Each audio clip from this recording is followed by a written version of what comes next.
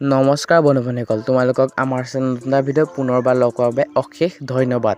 আজি তোমালোকক ক'বলৈ গৈ আছোঁ তোমালোকক ক্লাছ 10 অসমীয়াৰ উদ্যোগী সহায় লেচনটোৰ সকলোখিনি প্ৰশ্ন উত্তৰ আমি ইয়াত অতি সহজ সৰল আৰু মান্য ভাষাত দিবলৈ যত্ন কৰিছোঁ। তো ভিডিঅ'টো চাই ভাল পোৱা বুলি আশা কৰিলোঁ। যদি ভিডিঅ'টো চাই ভাল পোৱা ভিডিঅ'টো লাইক কৰিবা, শ্বেয়াৰ কৰিবা আৰু এটা কমেণ্ট কৰিবলৈ একেবাৰে নাপাহৰিবা। আৰু তোমালোক যদি আমাৰ চেনেল নতুনকৈ আহিছা তেনেহ'লে চেনেলটো ছাবস্ক্ৰাইব কৰিবা, কাষত থকা বেল আইকনটো অল কৰি দিবা যাতে এনেধৰণৰ এডুকেশ্যনৰ লগত জড়িত ভিডিঅ' তোমালোকে পোনপ্ৰথমে আমাৰ চেনেলৰ জৰিয়তে পাই থাকা। অকণো পলম নকৰাকৈ ভিডিঅ'টোৰ মাজলৈ আগবাঢ়িছোঁ। উদ্যোগী সভা দেৱজিৎ ভূঞা। ভাব বিষয় প্ৰশ্ন 1 নম্বৰ ক। দশম শ্ৰেণীৰ শ্ৰেণীকোঠাত সোমোৱা শ্ৰেণী শিক্ষকগৰাকীৰ নাম কি? উত্তৰ: দশম শ্ৰেণীৰ শ্ৰেণীকোঠাত সোমোৱা শ্ৰেণী শিক্ষকগৰাকীৰ নাম হ'ল প্ৰকাশ গোস্বামী। খ নম্বৰত দিয়া আছে শ্ৰেণী শিক্ষকগৰাকীয়ে আলোচনা কৰিবলৈ লোৱা নতুন বিষয়টো কি আছিল? উত্তৰ: শ্ৰেণী শিক্ষকগৰাকীয়ে আলোচনা কৰিবলৈ লোৱা নতুন বিষয়টো আছিল এজন ব্যক্তিয়ে কেনেকৈনো নিজকে এজন উদ্যোগী ব্যক্তি হিচাপে গঢ়ি তুলিব পাৰে। ইয়াৰ পিছতে গ নম্বৰত দিয়া আছে এজন উদ্যোগী আৰু কৰ্মহীন নিবনুৱাৰ মাজত থকা ক্ষুদ্ৰ ব্যৱধান কি? উত্তৰ: এজন উদ্যোগী আৰু কৰ্মহীন নিবনুৱাৰ মাজত থকা ক্ষুদ্ৰ ব্যৱধান হ'ল এলাহ। ঘ নম্বৰত দিয়া আছে এজন সফল উদ্যোগী হ'বলৈ কি কি গুণৰ প্ৰয়োজন? উত্তৰ: এজন সফল উদ্যোগী হ'বলৈ ধৈৰ্য, একাগ্ৰতা, নিয়মানুৱৰ্তিতা, সময়ানুৱৰ্তিতা, আত্মবিশ্বাস আৰু হাৰ নমনা মনোবৃত্তি এই গুণবোৰৰ প্ৰয়োজন। ঙ নম্বৰত দিয়া আছে কোকা-কোলা কোম্পানীৰ বিজ্ঞাপনটোত কোৱা কথাটো কি? উত্তৰ: কোকা-কোলা কোম্পানীৰ বিজ্ঞাপনটো য'ত কোৱা হয় eat cricket, sleep cricket, dream cricket, drink cricket. উদ্যোগী হ'ব বিচৰা এজন ছাত্ৰ বা ব্যক্তিৰ বাবে এই বিজ্ঞাপনটো অতি গুৰুত্বপূৰ্ণ। প্ৰথম ছোৱাত দিয়া আছে নাৰায়ণ মূৰ্তি কোন? উত্তৰ: নাৰায়ণ মূৰ্তি ভাৰতবৰ্ষত তথা বিশ্বৰ এজন সফল উদ্যোগী। দ্বিতীয় ছোৱাত দিয়া আছে বিজিতে ছাৰক উদ্যোগী সম্পৰ্কে কি কৈছিল? উত্তৰ: বিজিতে ছাৰক উদ্যোগী সম্পৰ্কে কৈছিল যে উদ্যোগীসকল হ'ল এনে ব্যক্তি যিয়ে নিজৰ ব্যৱসায় বা উদ্যোগ আৰম্ভ কৰি কোনো বস্তু বা সেৱা বিক্ৰী কৰি নিজৰ জীৱিকা উলিওৱাৰ লগতে আনকো কৰ্মসংস্থান দিবলৈ সক্ষম হয়।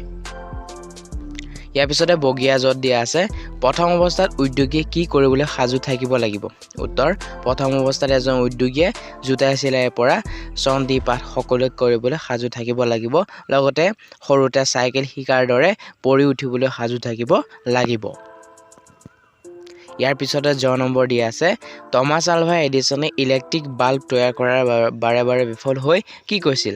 উত্তৰ: টমাছ আলভা এডিছনে ইলেক্ট্ৰিক বাল্ব তৈয়াৰ কৰাত বাৰে বাৰে বিফল হৈ মন্তব্য আগবঢ়াইছিল যে মই বিফল হোৱা নাই, মাত্ৰ বুজিছোঁ যে ই 10,000 ধৰণে কাম নকৰে।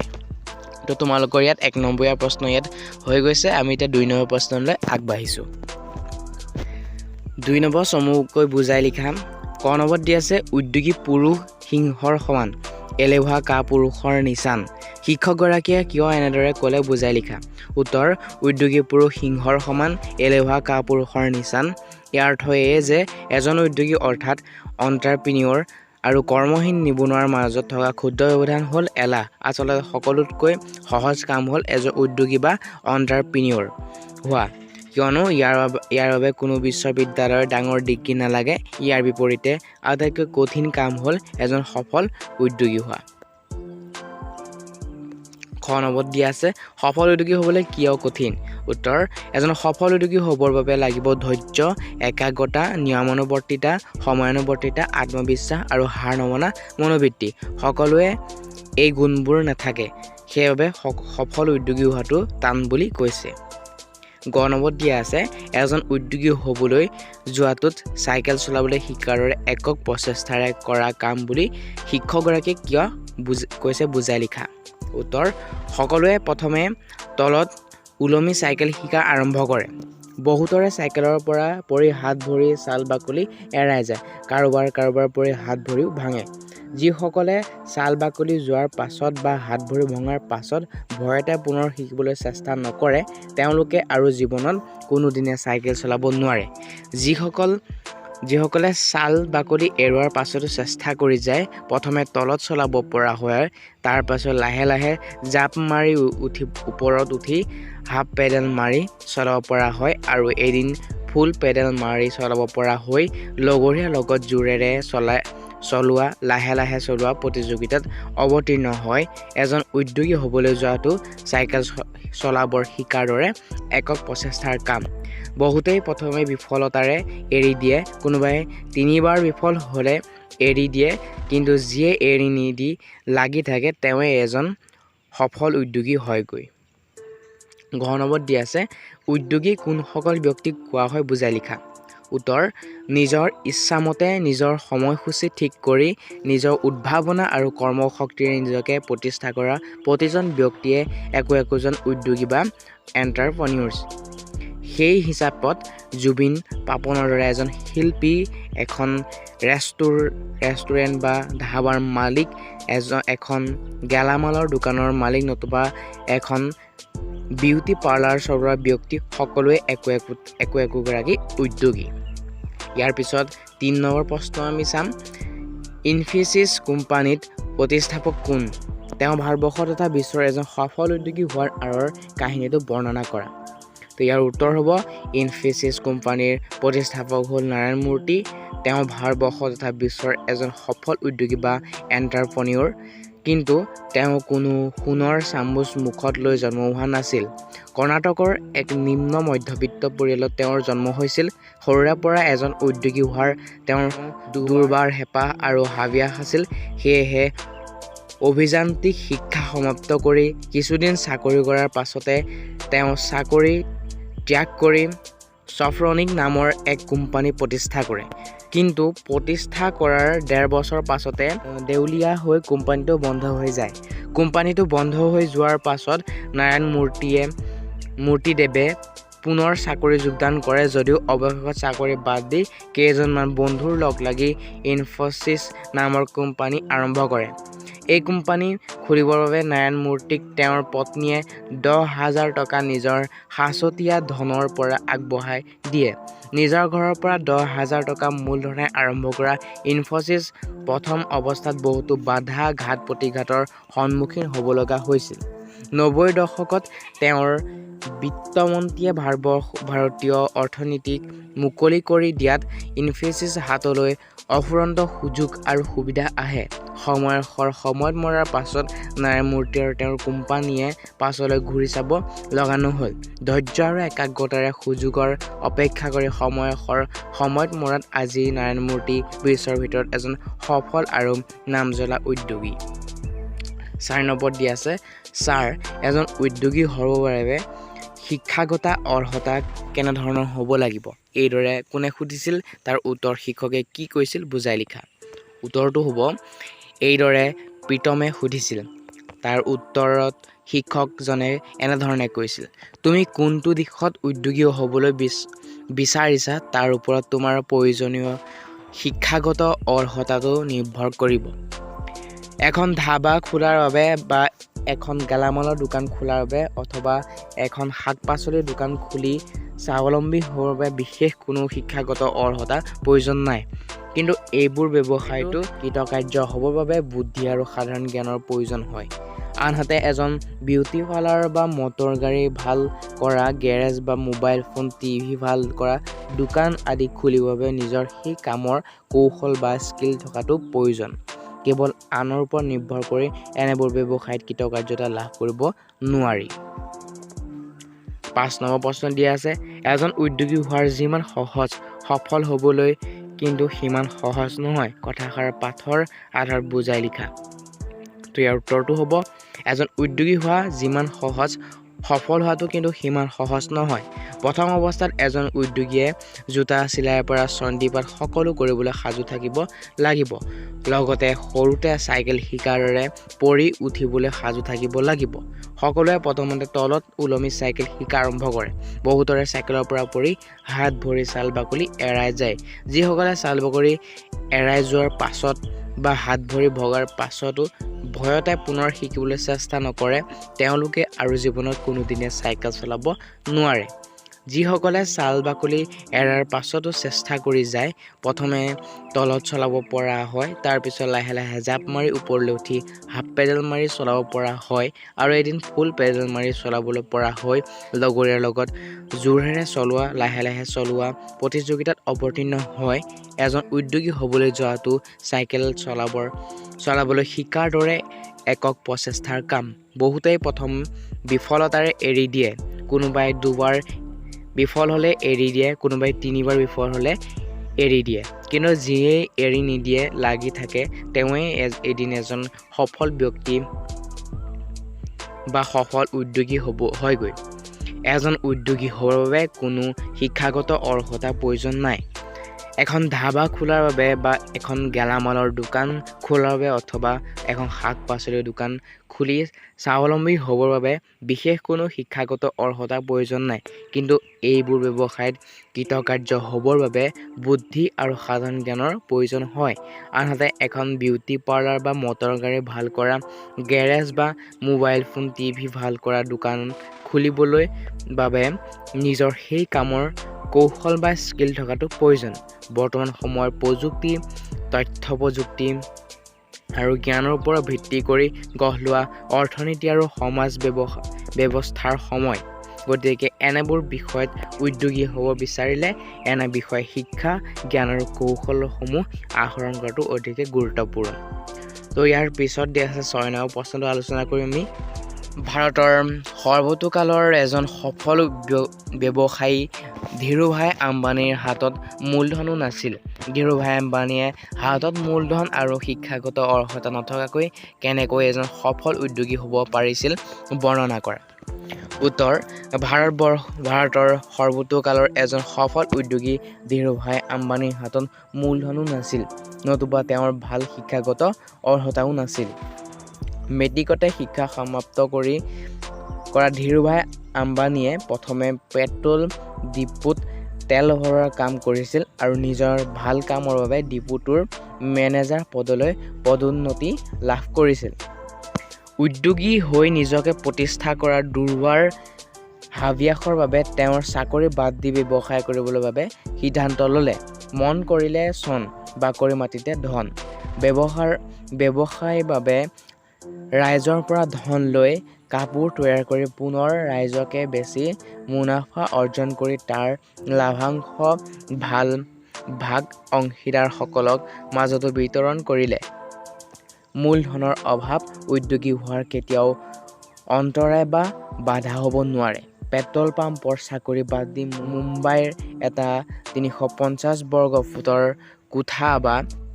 কোঠাৰ পৰা ধীৰুভাই আম্বানীয়ে কাপোৰৰ ব্যৱসায় আৰম্ভ কৰে কোঠাটোৰ সম্বল বুলিবলৈ এখন টেবুল 3খন চকী আৰু এটা টেলিফোন তাৰ পৰা তেওঁ ৰিলায়েন্স কমাৰ্চিয়েল কৰ্পোৰেচন স্থাপন কৰে আৰু পৰৱৰ্তী সময়ত ইয়েই বিখ্যাত ৰিলায়েন্স ইণ্ডাষ্ট্ৰিজ হয়গৈ ধীৰুভাই আম্বানীয়ে কৈছিল নতুন ধাৰণা বা চিন্তাৰ ওপৰত কাৰো একাধিপত্য নাই ডাঙৰকৈ ভাবা খৰতকীয়াকৈ ভাবা আনতকৈ আগত ভাবা বহুতো মানুহৰ এক ধাৰণা আছে যে উদ্যোগী হোৱাৰ গুণ জন্মগত আৰু উদ্যোগী গঢ়িব নোৱাৰি কিন্তু এই ধাৰণা এক ভ্ৰান্ত ধাৰণা উপযুক্ত প্ৰশিক্ষণ আৰু অভিৰুচনৰ দ্বাৰা উদ্যোগী গঢ়ি তুলিব পাৰি ইয়াৰ বাবে কেৱল এজন ব্যক্তি থাকিব লাগিব আত্মবিশ্বাস ইচ্ছাশক্তি আগ্ৰহ দক্ষতা স্বাধীনচিতিয়া আৰু সৃষ্টিশীল মন ইয়াৰ পিছতে দিয়া আছে 7 নম্বৰ প্ৰশ্ন ছাত্ৰ-ছাত্ৰীসকলক উদ্যোগী হিচাপে মানসিকভাৱে প্ৰস্তুত কৰি ৰাখিবলৈ কি কৰিব পৰা যায় উত্তৰ ছাত্ৰ-ছাত্ৰীসকলক উৎসাহিত কৰাৰ লগতে সহায় কৰিবৰ বাবে সৰহ সংখ্যক মহাবিদ্যালয় বিশ্ববিদ্যালয় অভিযান্ত্ৰিক মহাবিদ্যালয়তে উদ্যোগিক কোষ গঠন কৰা হৈছিল আৰু এই কোষসমূহে নিয়মিতভাৱে কৰ্মশালা প্ৰশিক্ষণ আদিৰ আয়োজন কৰে সেয়েহে ছাত্ৰ অৱস্থাৰ পৰা কেৱল চাকৰি আশাত পঢ়া-শুনাৰ পৰিৱৰ্তে সমান্তৰালভাৱে এই কৰ্মশালা প্ৰশিক্ষণ আদিত যোগদান কৰি নিজকে উদ্যোগী হিচাপে মানসিকভাৱে প্ৰস্তুত কৰি ৰখাৰ উচিত জনবিস্ফোৰণৰ বাবে চৰকাৰে সকলোকে চাকৰিত দিয়াটো অসম্ভৱ প্ৰতি 10জন ছাত্ৰৰ মাত্ৰ এজনেহে হয়তো চৰকাৰী চাকৰি পাব কিছু সংখ্যকে বেচৰকাৰী খণ্ডত চাকৰি পাব সৰহ সংখ্যকে কিন্তু উদ্যোগী হৈ নিজৰ জীৱিকা অৰ্জন কৰিব লাগিব গতিকে ছাত্ৰ-ছাত্ৰীসকলে সোনকালে নিজকে মানসিকভাৱে প্ৰস্তুত কৰি তাৰ বাবে প্ৰস্তুত হ'লে সেয়া নিজৰ বাবে আৰু সমাজৰ বাবে মংগলজনক তো বন্ধু-বান্ধৱীসকল তোমালোকৰ 7 নম্বৰ প্ৰশ্নকেইটা হৈ গৈছে এতিয়া 8 নম্বৰ আছে চমুটোকা লিখা Thomas Alva Edison Rutherford Alexander Graham Bell Chester Carlson Bill Gates William Shakespeare Zubin Garg আৰু অংকুৰাগ পাপন মহন্ত প্ৰথমতে আছে টমাছ আলভা এডিসন বৈজ্ঞানিক টমাছ আলভা এডিসনে ইলেক্ট্ৰিক বাল্ব তৈয়াৰ কৰোঁতে বাৰে বাৰে বিফল হৈ মন্তব্য কৰিছিল মই বিফল হোৱা নাই মাত্ৰ বুজিছোঁ যে 10,000 ধৰণে এই কাম নকৰে এপল কোম্পানীৰ সহ প্ৰতিষ্ঠাপক ষ্টিভ জবছৰ মতে এজন সফল আৰু এজন বিফল উদ্যোগীৰ মাজৰ ব্যৱধান মাথো ধৈৰ্যশীলতা 1876 খ্ৰীষ্টাব্দত এজন ডেকাই এটা যন্ত্ৰ বিফল উদ্যোগী কৰি তেওঁক সহায়ৰ হাত আগবঢ়াইছিল বহুতো লোকৰ কাষ চাপিছিল যদিও সকলোৱে তেওঁক নিৰাশ কৰিলে ইয়াৰ পিছতে আছে ৰাদাৰফৰ্ড আমেৰিকাৰ ৰাষ্ট্ৰপতি ৰাদাৰফৰ্ডৰ সন্মুখত তেওঁৰ আৱিষ্কাৰ প্ৰদৰ্শন কৰিলে ৰাদাৰফৰ্ডে যন্ত্ৰটো চাই মন্তব্য কৰিলে এইটো এটা আচৰিত আৱিষ্কাৰ কিন্তু এইটো কোনে ব্যৱহাৰ কৰিব বা কোনে ল'ব ইয়াৰ পিছতে আছে বিল গেটছৰ মতে উদ্যোগীসকলৰ বাবে সকলোতকৈ গুৰুত্বপূৰ্ণ আৰু সংঘাতৰ অধ্যায় হ'ল বিক্ৰী কৰা বস্তু এটা বনোৱাৰ সহজ হ'লেও বজাৰৰ নতুন বস্তু এটা বিক্ৰী কৰা সহজ নহয় যোগাযোগ বা উপস্থাপন ভাল নোপোৱাৰ বাবে বহুতো ভাল বস্তু বজাৰত বিক্ৰী নহয় গতিকে বিক্ৰী কৰা কৌশল এজন উদ্যোগীৰ বাবে অতিকৈ গুৰুত্বপূৰ্ণ ইয়াৰ পিছত আছে চেষ্টাৰ কাৰ্লসন 1940 চনত আন এজন আৱিষ্কাৰক চেষ্টাৰ কাৰ্লসনে নিজৰ আৱিষ্কাৰ 20টা কোম্পানীৰ আগত প্ৰদৰ্শন কৰি ভাগৰি পৰিছিল আৰু কোনো আৱিষ্কাৰ গ্ৰহণ কৰিবলৈ মান্তি হোৱা নাছিল 7 বছৰৰ পাছত 1947 চনত নিউয়ৰ্কৰ হেলয়ট নামৰ এটা সৰু কোম্পানীয়ে তেওঁৰ আৱিষ্কাৰ স্বত্ব কিনিবলৈ মান্তি হয় পৰৱৰ্তী সময়ত হেলয়ট কোম্পানী জেৰক্স বুলি কোৱা হয় উইলিয়াম শ্বেক্সপিয়াৰৰ জন্ম হৈছিল লণ্ডনৰ পৰা 110 মাইল দূৰত অৱস্থিত এখন শুৱনি আৰু ৰোমান্টিক ঠাইত ষ্টেটফৰ্ড আপন এভনত 1566 চনত দেউতাক জন শ্বেক্সপিয়াৰ আছিল এজন চহকী ব্যৱসায়ী মাক মেৰী আৰ্ডেন আছিল ধনী কৃষকৰ জীয়ৰী দেউতাকৰ প্ৰথম সন্তান আছিল উইলিয়ামে ষ্টেটফৰ্ড প্ৰাইমাৰ স্কুলত স্কুলীয়া শিক্ষা আৰম্ভ কৰে স্কুলত তেওঁ লেটিন ভাষা আৰু সাহিত্যত অধ্যয়ন কৰে সেই সময়ত লেটিন এটা অতি গুৰুত্বপূৰ্ণ সহযোগী ভাষা আছিল ছাত্ৰ হিচাপে তেওঁ অধ্যয়নী পিপাসু মনৰ ছাত্ৰ আছিল উইলিয়ামৰ 14 বছৰমান বয়সৰ পৰাই তেওঁ দেউতাকৰ ব্যৱসায়ত হাত আগবঢ়ায় 1582 চনত তেওঁ এনি হেথাৱেৰ লগত বিবাহপাশত আবদ্ধ হয় সুজানা জুডিথ আৰু হেমনেম নামৰ 3টা সন্তানৰ লগত পিছতে লণ্ডনলৈ উঠি আহে ইয়াৰ পাছত তেওঁ সাহিত্যিক জীৱনৰ আৰম্ভ হয় ইয়াৰ পাছতে আছে জুবিন গাৰ্গ 1972 চনৰ 18 নৱেম্বৰ মেঘালয় তুৰাত জুবিন গাৰ্গৰ জন্ম হৈছিল জুবিন গাৰ্গ হৈছে অসম তথা ভাৰতবৰ্ষৰ এগৰাকী প্ৰসিদ্ধ কণ্ঠশিল্পী ইয়াৰ উপৰিও তেওঁ এগৰাকী সংগীত পৰিচালক গীতিকাৰ আৰু চলচ্চিত্ৰ অভিনেতা অসমীয়া হিন্দী বঙালী বড়ো কোচ ৰাজবংশী কমতাপুৰী গোৱালপৰীয়া চাহবাগানীয়া হাজং মিচিং কাৰ্বি গাৰো ৰাভা ডিমাচা টাই আহোম নেপালী বিষ্ণুপুৰীয়া তামিল ইংৰাজী আদি বিভিন্ন ভাষাত তেওঁ কণ্ঠদান কৰিছে 1992 চনত জুবিন গাৰ্গৰ প্ৰথমটো এলবাম অনামিকা মুক্তি পাইছিল ইয়াৰ লগে লগে তেওঁ পেছাদাৰী সংগীত জগতখনত জড়িত হৈ পৰে বঙালী চলচ্চিত্ৰ শুধু তুমি কাৰণৰ বাবে জুবিনে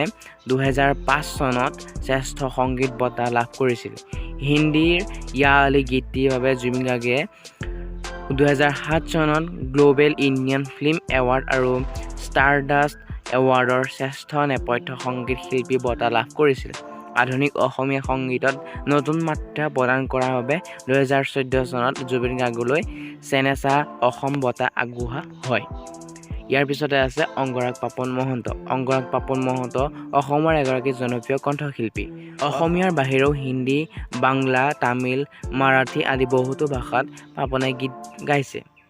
এককভাৱে কণ্ঠদান কৰাৰ উপৰিও তেওঁ ইষ্ট ইণ্ডিয়া কোম্পানী নামৰ এক সংগীত গোষ্ঠীৰ লগত জড়িত। 9 নম্বৰত দিয়া আছে প্ৰতিশব্দ লিখা। প্ৰতিশব্দত দিয়া আছে প্ৰভাত, কঠিন, এলেহুৱা, ডাঙৰ, চেষ্টা, লগৰীয়া, লক্ষ্য, নিৰৱচ্ছিন্ন, হাবিয়াস, সপোন। উত্তৰ প্ৰভাত ৰাতিপুৱা। কঠিন টান, এলেহুৱা ৰিহাকুৰীয়া, ডাঙৰ বৰ, চেষ্টা প্ৰয়াস, লগৰীয়া বন্ধু, লক্ষ্য উদ্দেশ্য, হাবিয়াস ইচ্ছা বা আগ্ৰহ, সপোন স্বপ্ন। বিপৰীতাৰ্থ শব্দ লিখা। তাত দিয়া আছে নতুন, ক্ষুদ্ৰ, সফল, কৰ্মহীন, এলেহুৱা, সহজ, সপোন, সুবিধা, আৰম্ভ, জন্ম, সমান। উত্তৰ নতুন হ'লে পুৰণি, ক্ষুদ্ৰ ডাঙৰ, সফল বিফল, কৰ্মহীন কৰ্মস্থ, এলেহুৱা পৰিশ্ৰমী, সহজ টান, সপোন দিঠক, সুবিধা অসুবিধা, আৰম্ভ শেষ, জন্ম মৃত্যু, সমান অসমান। 11 নম্বৰত দিয়া আছে তুমি কথা বতৰা পাতোতে সাৱধান হ'বা, মনে পঢ়া শুনা কৰি আছে, গাড়ী দুখন অগাপিছাকৈ গৈ আছে। ওপৰৰ বাক্যকেইটাৰ দৰে তলত দিয়া জুৰীয়া শব্দবোৰ বাক্য সাজা। ল'ৰা ছোৱালী দিয়া আছে হাত ভৰি খুৱাই বোৱাই জীৱন জীৱিকা পা পইচা। উত্তৰ ল'ৰা ছোৱালী। পথাৰত খেলি আছে ল'ৰা ছোৱালীবোৰে। হাত ভৰি, ৰামে হাত ভৰি ধুই কিতাপ পঢ়ি আছে। খুৱাই বোৱাই, সীতাক খুৱাই বোৱাই স্কুল পঠালোঁ। জীৱন জীৱিকা, সেই পৰিয়ালটোৱে বহুত কষ্টৰে জীৱন জীৱিকা কৰি আছে। পা পইচা, মানুহৰ জীৱনত পা পইচাৰ বহুত প্ৰয়োজন হয়। 12 নম্বৰত দিয়া আছে ভাৱ সম্প্ৰসাৰণ। ক উদ্যোগী পুৰুষ সিংহৰ সমান, এলেহুৱা কাপুৰুষৰ নিচান। উত্তৰ উদ্যোগী পুৰুষ সিংহৰ সমান, এলেহুৱা কাপুৰুষৰ নিচান। ইয়াৰ অৰ্থ এয়ে যে এজন উদ্যোগী অৰ্থাৎ অন্টাৰপ্ৰনিয়ৰ আৰু কৰ্মহীন নিবনুৱাৰ মাজত থকা ক্ষুদ্ৰ ব্যৱধান হ'ল এলাহ।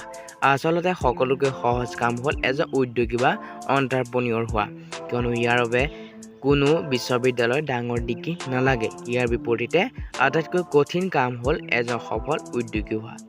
খ নম্বৰত দিয়া আছে যি মূলা বা হেতাৰ দুপাততে চিন।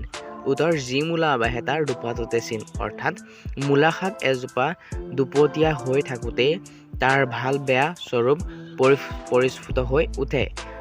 তেতিয়া গম পোৱা যায় যে পুলিটো বাঢ়িবনে লেৰেলি যাব। ঠিক সেইদৰে মানৱ জীৱনৰ ক্ষেত্ৰতো এই কথাষাৰ খাপ খায়। এজন লোকৰ সৰু কালতেই তেওঁৰ ভৱিষ্যতৰ জীৱনৰ প্ৰতিফলিত হয়। এই ক্ষেত্ৰত আমি উদাহৰণস্বৰূপে মহাপুৰুষ শ্ৰীমন্ত শংকৰদেৱৰ বিষয়ে ক'ব পাৰোঁ। তেখেতে বাল্যকালতেই তেখেতৰ পণ্ডিত্যপূৰ্ণ কবি প্ৰতিভাৰ উমান পোৱা গৈছিল। সেয়েহে কোৱা হয় যে যি মূলা বাঢ়ে তাৰ দুপাততে চিন। গ নম্বৰত দিয়া আছে শুই থকা শিয়ালে হাঁহ ধৰিব নোৱাৰে। উত্তৰ শ্ৰম বিমুখ লোকে যে জীৱনত উন্নতি কৰিব নোৱাৰে তাৰ বুজাবলৈ উক্ত প্ৰবচনটো অসমীয়া ভাষাৰ বহলভাৱে ব্যৱহাৰ কৰা হয়। হাঁহ কুকুৰা শিয়ালৰ প্ৰিয় খাদ্য, কিন্তু হাঁহ কুকুৰাবোৰ আপোনা আপুনিকৈ শিয়ালৰ ওচৰলৈ ধৰা নিদিয়ে।